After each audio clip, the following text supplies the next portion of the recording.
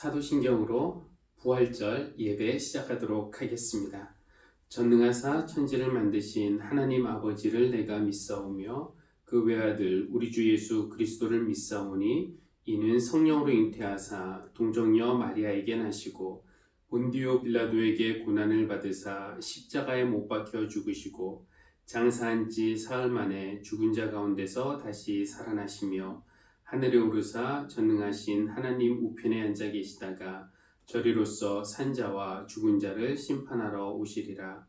성령을 믿사오며 거룩한 공예와 성도가 서로 교통하는 것과 죄를 사하여 주시는 것과 몸이 다시 사는 것과 영원히 사는 것을 믿사옵나이다. 아멘. 할렐루야. 우리 주님이 사셨습니다. 오늘 부활주일에는 함께 예배 드리기를 원했는데 아직 그럴 수 있는 상황은 아닙니다. 아마 교회들마다 고민들이 많았을 것입니다. 지난 주일에 광고할 때는 현장 예배와 또 영상 예배를 병행하겠다고 광고를 했지만 사회적 거리 두기가 4월 19일까지 연장이 되었고 또 혹시나 모를 집단 감염을 예방하려고 다음 주일까지는 영상 예배를 중심으로 드리기로 했습니다. 예수님의 무덤을 찾은 여인들에게 천사가 그는 여기 계시지 않고 살아나셔서 먼저 갈릴리로 가셨으니 거기에서 제자들을 만날 것이라는 그 부활절 메시지를 전달했는데 오늘 가정에서 드리는 이 영상 예배를 통해서 여러분의 갈릴리, 여러분의 가정에서 부활하신 주님을 만나시는 그런 은혜가 있기를 바라겠습니다. 우리 찬송가 160장 함께 찬양하겠습니다.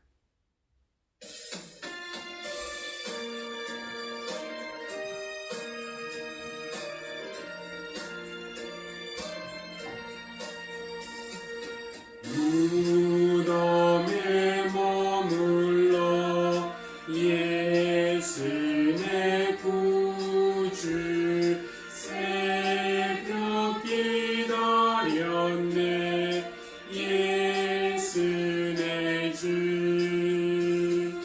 원수를 다 이기고 무덤에서 살아나셨네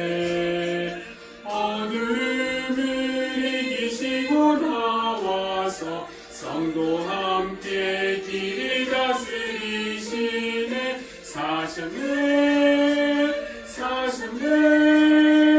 예수 다시 사셨네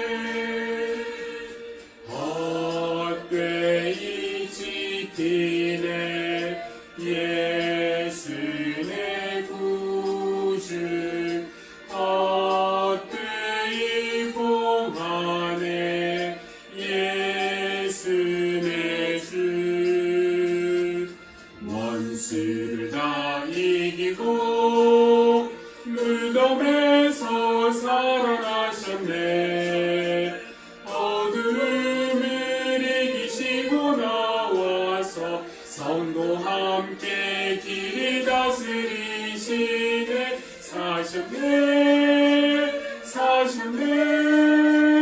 예수 다시 사셨네 가기 못 가두네 예수 내 구주 우리를 살리네 예수 내 주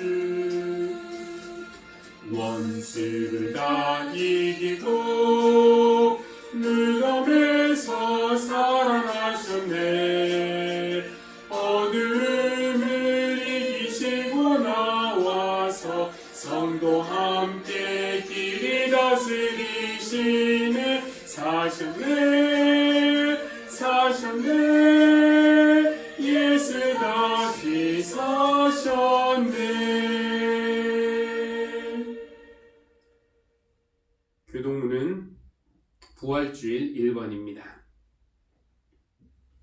함께 교독하겠습니다. 하나님께서는 그를 죽음의 고통에서 풀어서 살리셨습니다. 그가 죽음의 세력에 사로잡혀 있는 것은 있을 수 없는 일이기 때문입니다. 우리 주 예수 그리스도를 통하여 우리에게 승리를 주시는 하나님께 우리는 감사를 드립니다. 그러므로 나의 사랑하는 형제 자매 여러분, 굳게 서서 흔들리지 말고 주님의 일을 더욱 많이 하십시오. 예수께서 몸소 그들 가운데 들어서서 말씀하셨다. 너희에게 평화가 있어라. 그들은 놀라고 무서움에 사로잡혀서 유령을 보고 있는 줄로 생각하였다. 예수께서는 그들에게 말씀하셨다. 어찌하여 너희는 당황하느냐? 어찌하여 마음에 의심을 품느냐? 내 손과 내 발을 보아라. 바로 나다. 나를 만져보아라. 유령은 살과 뼈가 없지만 너희가 보다시피 나는 살과 뼈가 있다. 이제 그리스도께서는 죽은 사람들 가운데서 살아나셔서 잠든 사람들의 첫 열매가 되셨습니다. 나는 부활이요 생명이니 나를 믿는 사람은 죽어도 살고 살아서 나를 믿는 사람은 영원히 죽지 아니할 것이다. 내가 이것을 믿느냐? 예, 주님. 주님은 세상에 오실 그리스도이시며 하나님의 아들이심을 내가 믿습니다. 아멘. 공동 기도 함께 드리겠습니다. 죽음을 이기신 하나님, 우리의 슬픔을 기쁨으로, 우리의 절망을 소망으로, 우리의 패배를 승리로 바꾸시는 부활의 능력을 감사합니다. 악에게 지지 않고 선으로 악을 이기신 주님의 능력을 찬양합니다. 무덤이 우리 주님을 가둬둘 수 없었던 것처럼 이 부활절 아침에 우리도 이기심과 탐욕, 거짓과 편견과 차별의 무덤에서 나올 수 있도록 우리의 이름을 부르시고 우리를 건져내어 주십시오. 하나님, 하나님의 은혜와 사랑으로 주어진 새로운 삶의 첫날이 시작되었으니 이제부터는 죽음과 어둠과 악의 세력에 굴복하지 않고 주님과 동행하며 부활의 증인으로 담대히 살아가게 해 주십시오. 예수님의 이름으로 기도합니다. 아멘. 오늘 하나님께서 우리에게 주시는 말씀 사도행전 10장 34절에서 43절 그리고 요한복음 20장 11절에서 18절까지의 말씀을 제가 봉독하겠습니다. 베드로가 입을 열어 말하였다. 나는 참으로 하나님께서는 사람을 외모로 가리지 아니하시는 분이시고 하나님을 두려워하며 의를 행하는 사람은 그가 어느 민족에 속하여 있든지 다 받아주신다는 것을 깨달았습니다. 하나님께서는 이스라엘 자손에게 말씀을 보내셨는데 곧 예수 그리스도를 통하여 평화를 전하셨습니다. 예수 그리스도는 만민의 주님이십니다. 여러분이 아시는 대로 이 일은 요한의 세례 사역이 끝난 뒤에 갈릴리에서 시작하여서 온 유대 지방에서 이루어졌습니다. 하나님께서 나사렛 예수에게 성령과 능력을 부어주셨습니다. 이 예수는 두루 다니시면서 선한 일을 행하시고 마귀에게 억눌린 사람들을 모두 고쳐주셨습니다. 그것은 하나님께서 그와 함께 하셨기 때문입니다.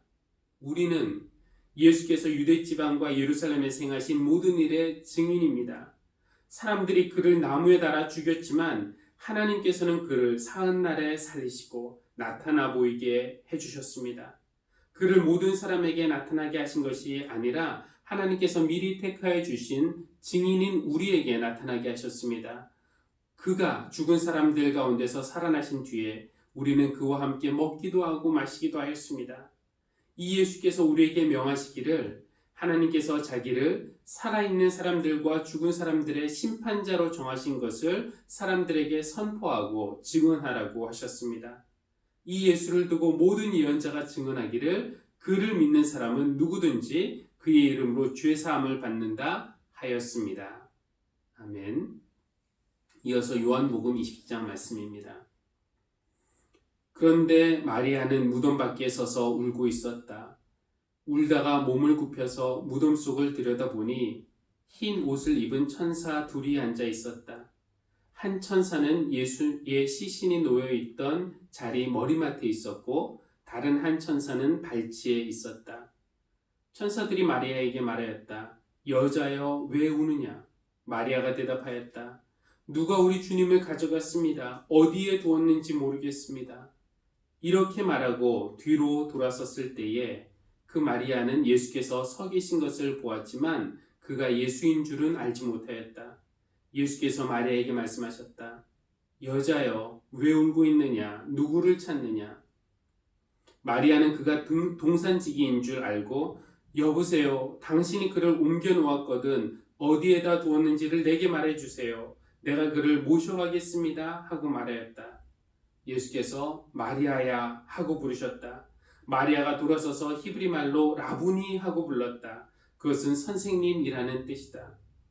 예수께서 마리아에게 말씀하셨다. 내게 손을 대지 말아라. 내가 아직 아버지께로 올라가지 않았다. 이제 내 형제들에게로 가서 이르기를 내가 나의 아버지 곧 너희의 아버지 나의 하나님 곧 너희의 하나님께로 올라간다고 말하여라. 막달라 사람 마리아는 제자들에게 가서 자기가 주님을 보았다는 것과 주님께서 자기에게 이런 말씀을 하셨다는 것을 전하였다. 이는 우리에게 주신 하나님의 말씀입니다. 하나님 감사합니다. 이제 춤의 왕 특송 읽겠습니다. 가사가 주보 뒤에 나와 있는데 가사를 보시면서 들으시면 좋겠습니다.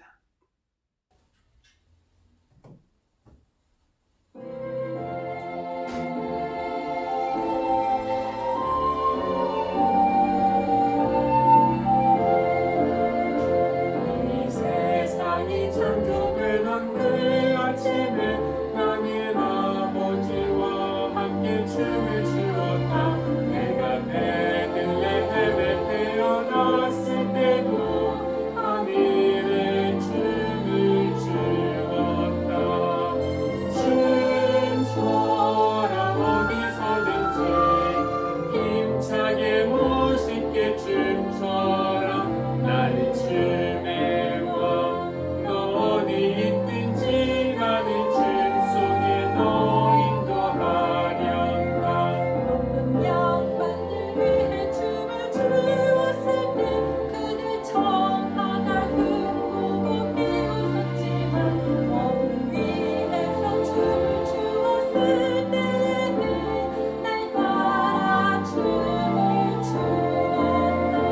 안식일에도 쉬지 않고 춤췄더니 높고 거룩한 양반들 화를 내면서 나를 때리고 옷을 벗겨 매달았다.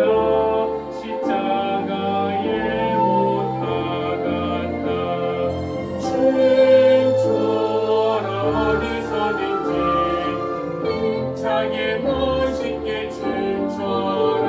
나는 춤의 왕 너 어디 있든지 나는 춤 속에 너 인도하련다.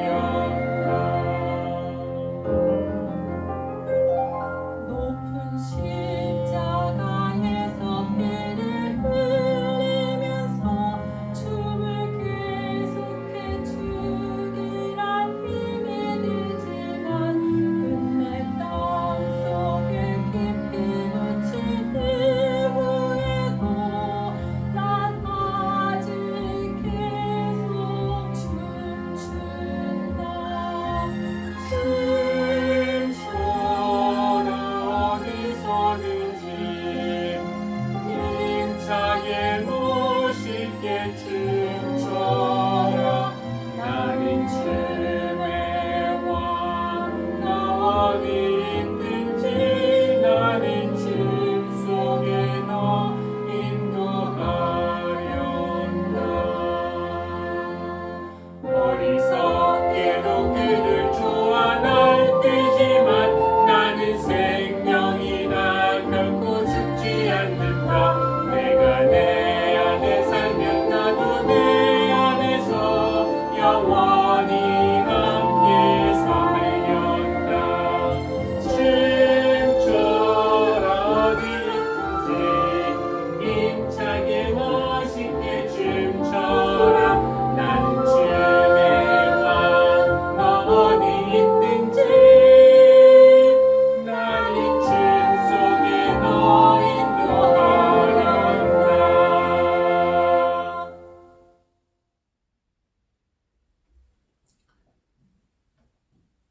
할렐루야, 부활하신 주님의 은혜와 평화가 교우 여러분과 함께 하시기를 바랍니다. 특히 막강한 죽음의 힘을 가진 코로나19 바이러스에 대항하여 필사적으로 싸우고 있는 모든 희생자들과 가족, 각 나라의 정부들, 의료진, 연구팀, 방역팀, 그리고 모든 봉사자들에게도 주님의 은총이 함께하기를 빕니다. 긴 사순절의 터널이 끝나고 부활절이 되면은 이 부활의 기쁨을 여러분과 함께 만끽하고 또 나누고 싶었는데, 안타깝게도 전 세계를 휩쓸고 다니면서 많은 사망자를 내고 있는 코로나19와의 싸움이 아직 끝나지 않았기 때문에 마냥 좋아할 수만은 없습니다. 게다가 나흘 후면은 세월호 6주기입니다. 잊지 않겠습니다.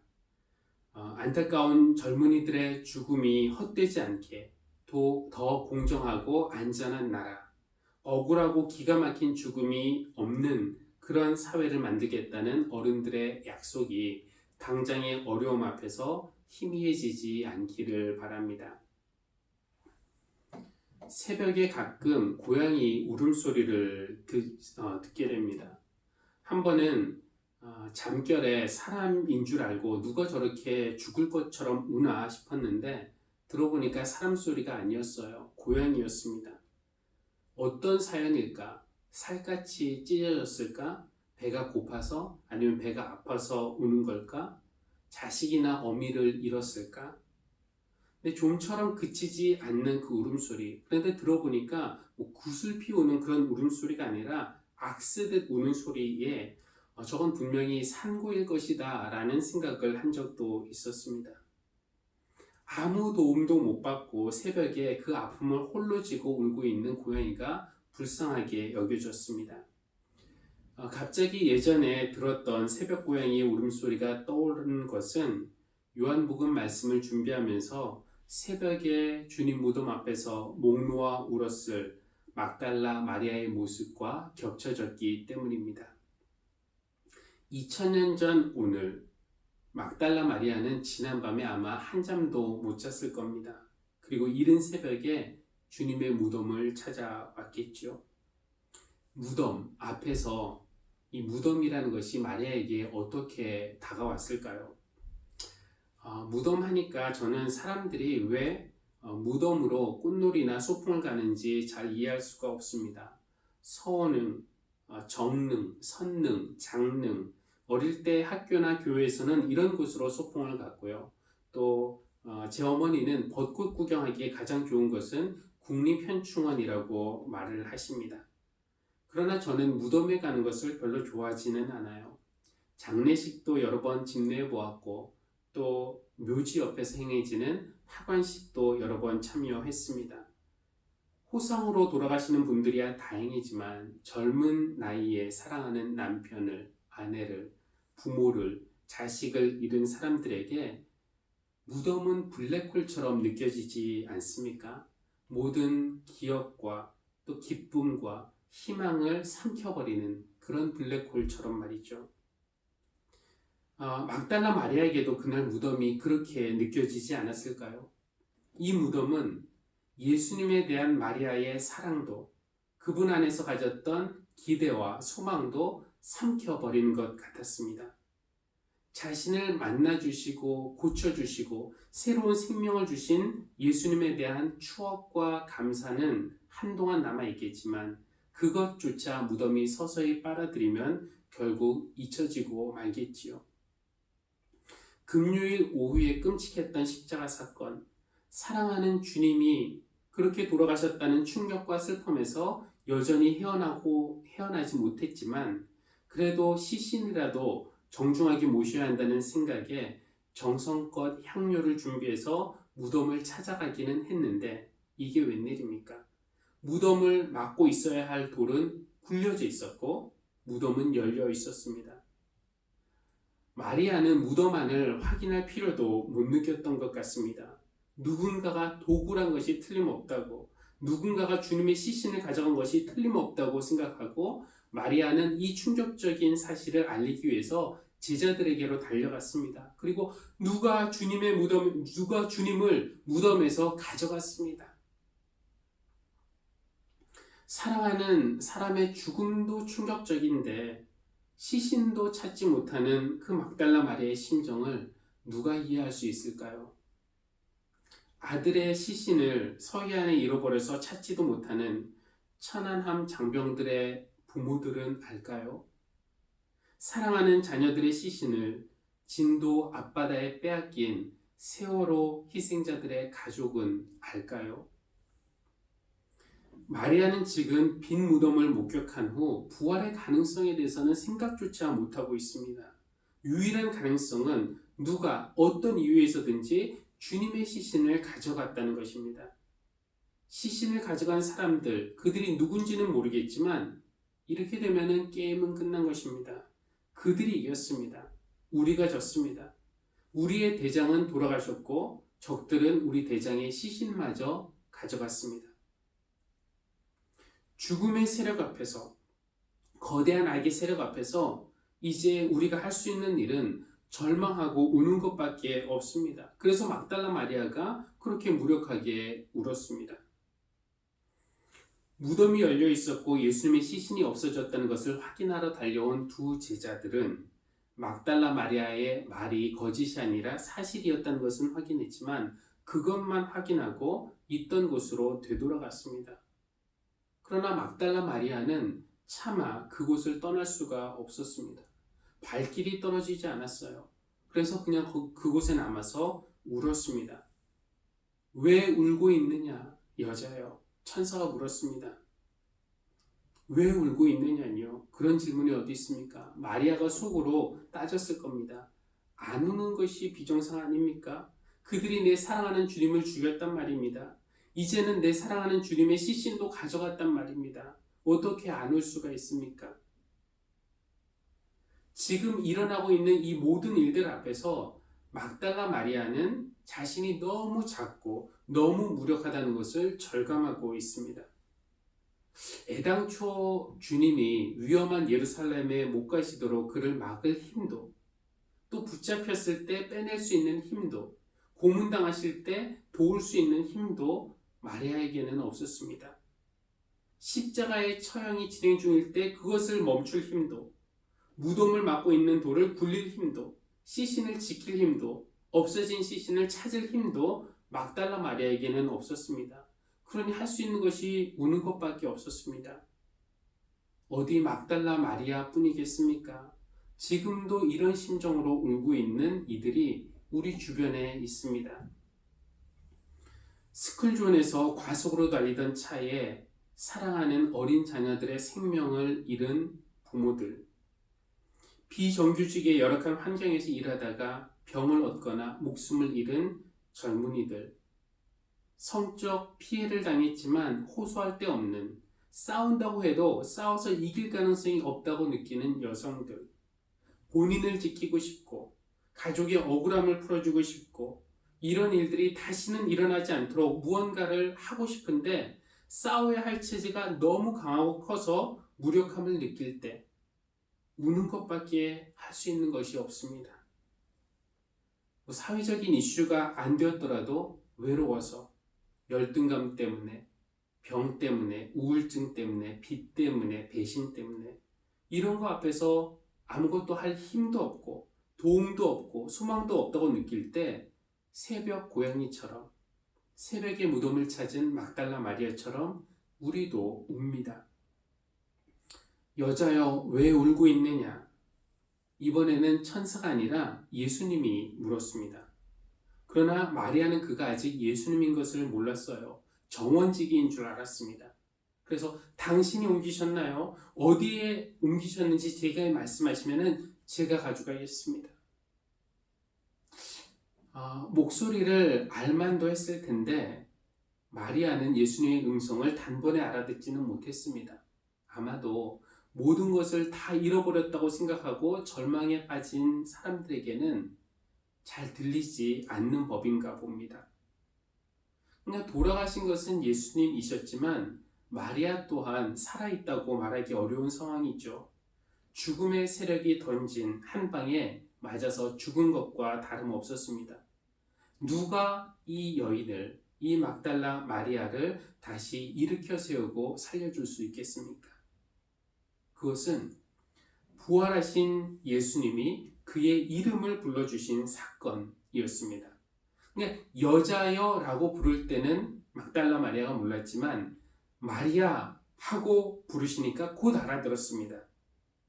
마리아를 다시 살아나게 한 것은 부활하신 주님이 그의 이름을 불러주신 것이었습니다.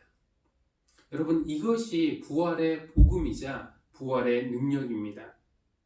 부활하신 주님이 가장 먼저 찾아간 곳은 그에게 사형 선고를 내린 빌라도의 관저 아니었습니다. 그를 죽음으로 몰고 간 음모를 꾸민 제사장들이 모여있는 성전 아니었습니다.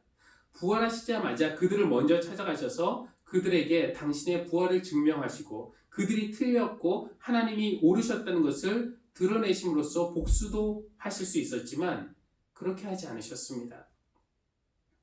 부활하신 주님이 먼저 하신 것, 절망감과 무력감에 쓰러져 있는 한 명, 울고 있는 그 한 명, 그의 이름을 부르시면서 그에게 다가오셔서 무덤에게 빼앗긴 줄 알았던 기쁨과 소망과 힘을 되찾아 주신 것이 부활하신 주님이 하신 첫 번째 일이었습니다. 방금 전까지 마리아는 우는 것 외에는 할 수 있는 것이 아무것도 없다라고 생각을 했지만 이제 부활하신 주님을 만나고 모든 것이 바뀌었으니까 우는 것 말고도 할 수 있는 일이 생겼습니다. 울고 있던 마리아가 이제는 증인이 되었습니다. 부활의 증인. 예수님이 시키신 대로 제자들에게 달려가서 부활의 메시지를 전했습니다. 내가 주를 보았습니다. 내가 부활하신 주님을 만났습니다. 베드로의 이야기는 자세히 다루지 않았지만 오늘 읽은 사도행전 본문은 그가 부활의 증인이 되었다는 것을 우리에게 보여줍니다. 예수님의 빈무덤을 확인한 후에 절망에 빠졌던 베드로. 오늘 요한복음의 본문과 이 사도행전 본문 사이에서 베드로에게 일어난 일이 여러 가지 그 사건들이 있었지만 결국 그도 부활의 증인이 되었습니다. 그러니까 얼마 전까지만 해도 사랑하는 스승님을 3번 부인했다는 자신의 비겁함과 죄책감 때문에 울던 베드로였는데 말이죠. 그가 이제는 부활의 증인이 된 겁니다. 이렇게 말하죠. 얼마나 담대합니까? 우리는 예수께서 유대 지방과 예루살렘에 행하신 모든 일의 증인입니다. 사람들이 그를 나무에 달아 죽였지만 하나님께서 그를 사흘 날에 살리시고 나타나 보이게 하셨습니다.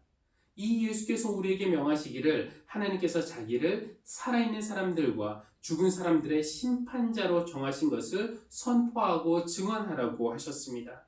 그를 믿는 사람은 누구든지 그의 이름으로 죄 사함을 받는다고 하였습니다. 그러므로 사랑하는 교우 여러분, 이제는 안 우셔도 되는 이유가 우리에게 생겼습니다. 죽음을 이기신 예수님이 마리아를 찾아와 그의 이름을 불러주셨던 것처럼 오늘 우리에게도 찾아오셔서 이름을 불러주실 것이기 때문에 우리는 더 이상 울지 않아도 됩니다. 오늘 저희 부부가 부른 찬양이 춤의 왕이라는 찬양인데요. 이 찬양에서는 예수님의 모든 사역을 춤으로 요약하고 있습니다. 창조는 예수님이 아버지 하나님과 함께 춤을 추신 결과물이었고 베들레헴의 탄생 또한 그랬습니다. 예수님의 공생에 하나님 나라를 선포하신 것, 가르치신 것, 치유하신 것은 사람들을 모두 생명의 춤으로 초대하신 것이었습니다. 물론 천하고 흉하다고 비웃는 양반들도 있었지만 그 생명의 춤에 리듬을 맞춰서 함께 춤춘 이들도 있었습니다. 춤이라는 것은 무엇보다 리드하는 이의 리듬에 자신의 몸을 맡기고 그것을 맞추는 것이라고 할 수 있겠습니다. 예수님은 십자가에서도 심지어 땅속에 묻힌 후에도 춤을 멈추지 않으셨습니다. 그럴 때 춤을 추기란 어렵지만 그럴 때는 느린 리듬으로 춤을 추는 것이라는 것을 가르쳐 주십니다. 십자가에서 춤을 춘다는 것은 어떤 의미일까요? 어떤 고통이, 어떤 시련이 닥쳐와도 사랑의 방식대로 살기를 포기하지 않는다는 뜻일 겁니다. 그리고 끝내 땅속에 묻힌 이후에도 난 아직 계속 춤춘다고 말씀하십니다. 이때는 조금 불쌍해 보이고 비참해 보일 수도 있습니다. 여러분, 게임은 끝났고 우리가 졌는데 무슨 춤을 춘다는 말입니까? 그러나 세상의 권세 잡은 자들이 생명을 죽이거나 가둘 수 있다고 생각했던 바로 그때 춤의 왕의 마지막 절은 이렇게 노래합니다. 어리석게도 그들 좋아 날뛰지만 나는 생명이다 결코 죽지 않는다. 내가 내 안에 살면 나도 내 안에서 영원히 함께 살련다. 춤춰라. 어디서든지 힘차게 멋있게 춤춰라. 나는 춤의 왕. 너 어디 있든지 나는 춤 속에 너 인도하련다. 빈 무덤 앞에서 예수님은 마리아야 부르시면서 다시 부활의 춤을 추자고 하셨습니다. 며칠 후 베드로를 찾아오셔서도 그에게 손을 내밀며 부활의 춤을 추자고 제안하셨습니다. 그리고 오늘 무덤 앞에서 울고 있는 우리, 죽음의 힘 앞에서 무력함을 느끼며 울고 있는 우리에게도 이름을 부르시며 찾아오십니다. 네가 내 안에 살면 나도 내 안에서 영원히 함께 살련다. Shall we dance? 부활을 믿는 우리는 우리를 리드하시는 성령님의 인도하심에 따라 주님과 함께 부활의 춤, 생명의 춤을 추는 사람들입니다. 때로는 빠른 템포로, 때로는 느리게. 혼자 말고 함께 우리가 춤을 춘다는 것은 아픈 사람들과 함께 아파하고 우는 사람들과 함께 울고 느리게 가는 사람들의 속도에 맞춰주고 즐거워하는 사람들과 함께 즐거워하는 것이 아니겠습니까? 주님이 우리 안에 계십니다. 우리도 주님 안에 있습니다. 죽음의 기운은 여전히 우리를 위협하지만 여러분, 울지 마십시오. 주저하지 마십시오. 두려워하지 마십시오. 주님이 죽음을 이기셨습니다. 주님이 우리의 이름을 부르시며 찾아오십니다. 주님이 손을 내미십니다. 그리고 Shall we dance? 춤추자고 하십니다. 이제부터 우리의 삶이 부활하신 주님의 리듬에 맞춰 그분의 리드를 따라 추는 생명의 춤, 부활의 춤이 되기를 간절히 바랍니다. 기도하시겠습니다. 생명의 주인이신 하나님, 무덤 앞에서 무력하게 울고 있는 우리를 찾아와 이름을 불러주시고 손을 내미시며 함께 생명의 춤을 추자고 하시니 감사합니다. 악을 이길 수 있는 힘이 우리에게 없다고, 죽음 앞에서는 우리는 무력한 존재라고 생각하며 좌절했는데 부활의 주님을 만나고 나니 우리 하나님은 죽음보다 훨씬 크시고 강하시다는 것을 알게 됩니다.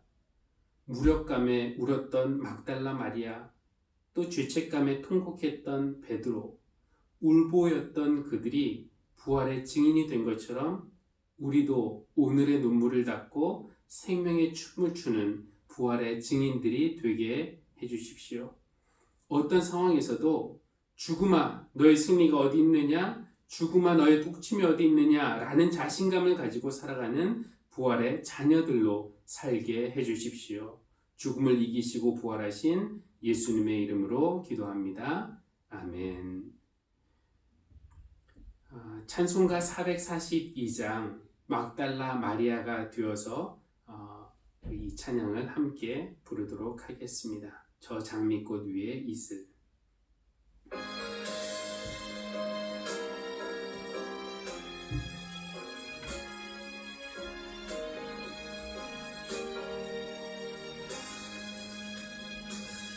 저 장미꽃 위에 이슬 아직 맺혀 있는 그때에 귀에 있는 이 소리 들리니 주님 성 분명하라. 주님 나와 동행하면서 나를 친구 삼으셨네. 우리 서로